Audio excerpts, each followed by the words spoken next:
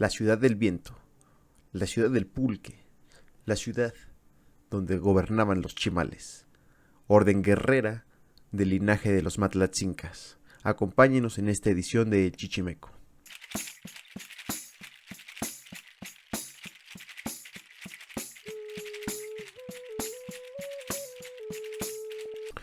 Buenas tardes, les habla Chichimeco. Esta vez nos encontramos en el Valle de Toluca, en una ciudad llamada Calixtlahuaca. Su nombre viene del náhuatl, se compone de Cali, las casas, el Ixtlahua, el llano, por lo que su traducción sería el lugar donde están las casas en los llanos, sobre los llanos. Antiguamente su nombre era Pentambati, proveniente del Matlatzinca, cuyo significado sería algo similar. Es una costumbre común entre los grupos indígenas respetar el significado de los nombres. El nombre Calixtlahuaca fue dado después de la conquista por Axayacat en 1478. Este sitio fue de gran importancia ya que era un punto clave para confrontar a los grupos bélicos provenientes del Valle de Michoacán, a los purépechas. El nombre en náhuatl refleja un rasgo característico de esta ciudad, construida sobre terrazas. Como podemos apreciar al aproximarnos a la zona, aquí vemos un cerro, y hoy en la actualidad se notan las terrazas de cultivo. Estas terrazas fueron reutilizadas por los campesinos y el arado, con bueyes y demás, degradó el terreno hasta dejarlas en lo que es la actualidad. No obstante, en su tiempo estas terrazas estaban totalmente delimitadas y construidas sobre piedra. Sobre ellas habrían casas hechas con bajareque, es decir, una estructura de madera rellenada a veces con madera o incluso solo tapizada con barro. A veces este era quemado para dar esa textura lisa, y un techo de materiales perecederos. Sobre estas terrazas se cultivaban en especial el maguey, el cual fue utilizado de diversas maneras entre los habitantes de Calixtlahuaca.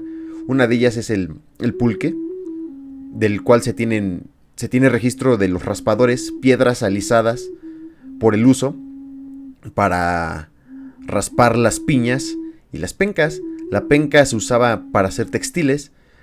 Para ambos procesos es curioso saber cómo se hacen, y yo dejaré videos en la descripción de este video para que usted pueda tener un aproximamiento a la manera en que se realiza. Es un proceso relativamente rústico y que al parecer no ha variado mucho en milenios. La zona arqueológica se encuentra dispersa a lo largo del pueblo. Podemos apreciar tres de sus grandes construcciones. Podemos observar las ruinas de Lina, de las que podemos tener acceso a través de Google Maps. Vemos un templo derruido, a medio restaurar, totalmente protegido. Probablemente ni siquiera hay acceso al público, pero gracias a la tecnología lo podemos apreciar. Un templo derruido con un pequeño altar al frente. Por otro lado, tenemos lo que le han llamado el Calmecac, que en realidad se trataba de los palacios de los gobernantes, y podemos apreciar que se trata de una amplia plaza en la que probablemente se llevaban a cabo las celebraciones, se llevaban a cabo los acuerdos entre la población, los viejos de los calpulis, las poblaciones aledañas. Se discutían pues los temas relevantes a la comunidad, y claro, habrían adoración a dioses. Aquí vemos los basamentos que daban el acceso a los templos. Esta parte que vemos aquí al fondo, si la vemos desde la altura, observamos que está totalmente cerrada. Hay algunas estructuras cerradas, lo que nos daría a entender que habrían aquí grupos familiares, la élite por así decirlo. Esta élite de señores guerreros. Pondré por aquí una imagen para que podamos observar un elemento iconográfico que nos habla de este grupo militar que gobernó. Se trataba de los chimales del náhuatl, del chimal y del escudo.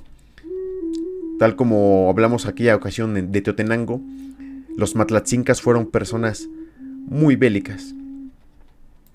Y finalmente, la parte quizá más conocida es el templo de Quetzalcóatl.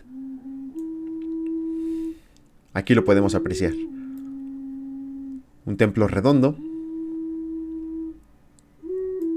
algunos templos a los lados, una pequeña estela.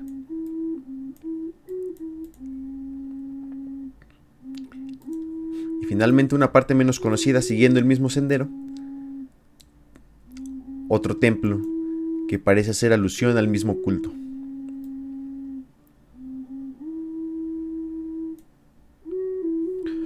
Por poco lo olvido, también en las alturas tenemos esta parte que se le ha nombrado el Panteón, en donde vemos un conjunto de lo que probablemente fueron templos totalmente destruidos, derroídos. Apenas restaurados podemos observar la arquitectura. Sin mayor información no es posible saber qué dioses moraban aquí o cuál fue su utilidad. Solo podemos apreciar las ruinas, algunos montículos aún sin restaurar. La cronología de esta ciudad ha sido nombrada en 3 idiomas distintos. La primera fase, que abarcaré del año del 1100 al 1350 aproximadamente, ha sido llamada Donggu, cuyo significado en ñaqñú es casa abandonada, siendo los otomís el grupo lingüístico dominante de la zona. No es de extrañar que antes de las grandes construcciones monumentales, ellos fueran quienes habitaron el sitio. Una segunda fase se nombró Ninupi, esto en Matlatzinca, correspondería del 1350 hasta la conquista de Axayacat, 1478. El Inupi significaría viento, y es en esta época en la que se construyen los grandes templos ceremoniales, administrativos y civiles, así como las terrazas. En esta época se cree que Calixtlahuaca tuvo una alianza con otras grandes ciudades como Malinalco y Teotenango. Teotenango, recordemos que también fue conquistada por los mexicas, y Malinalco fue una ciudad que se sacralizó posterior a su conquista. En esta ciudad de Malinalco se erigieron grandes templos que servían para elogiar y otorgar ciertos atributos a los guerreros más sobresalientes de las órdenes Águila y Jaguar, entre otras. Una última temporalidad de esta ciudad se nombra Yata en Mazahua, ya que los mazahuas fueron el grupo lingüístico que predominó tras la caída de las grandes ciudades. Yata significa abandono o caída, y vendría desde la conquista por Axayacat hasta la llegada de los europeos. Los vestigios arqueológicos de esta ciudad nos dan a entender un poco del modo de vida de sus habitantes. Encontramos, por ejemplo, el uso de los textiles del maíz, la toma del pulque, obviamente cultivos como el maíz, la crianza de aves como el huexolot, y además se encuentra una gran cantidad de sahumadores, estos usados para la religiosidad doméstica, para sahumar ya sea los ídolos del hogar, incluso para ofrendar a la misma tierra en los tiempos de cultivo y demás. Se han encontrado una amplia cantidad de estos, ya que no se restringen a un uso meramente ceremonial y de una élite, sino parecen haber servido al común del pueblo. Por otro lado, una de las esculturas más conocidas sobre Hecatquetzalcóatl, Payón en la década de los 30, quien encontró esta escultura a un costado del templo de Hecat. Estaba partida a la mitad y medio enterrada, probablemente fue destruida ritualmente tras la conquista por Axayacat, o ya sea en la conquista europea. Es una muerte simbólica que se le da comúnmente a las figuras religiosas.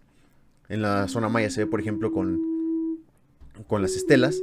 Se rompen simbólicamente para finalizar una época, un reinado o una influencia de cierta o tal deidad, o incluso tiempos cíclicos.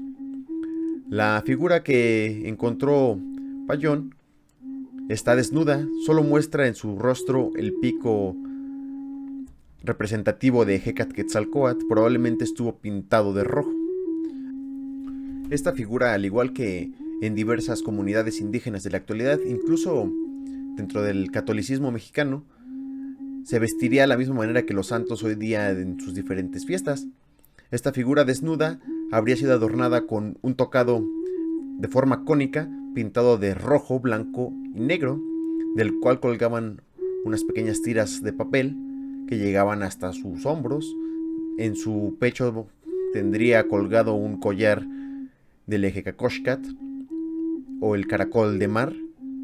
Tendría una tilmat hecha de plumas de los mismos colores rojo, blanco y negro, asimismo como su maxtle. En sus orejas tendría unos adornos de oro, al igual que en sus piernas y demás. Al vestir a esta deidad con tanta opulencia, los chimales habrían mostrado su opulencia, su riqueza y su prestigio dentro de su ciudad y en las ciudades aledañas. Al igual que los mismos mexicas vestían a sus propios dioses. Y hasta aquí el video de hoy. Si este tipo de contenido te gusta, regálame un like, suscríbete y si quieres que se toque algún otro tema, déjalo en la caja de los comentarios. Se despide el Chichimeco.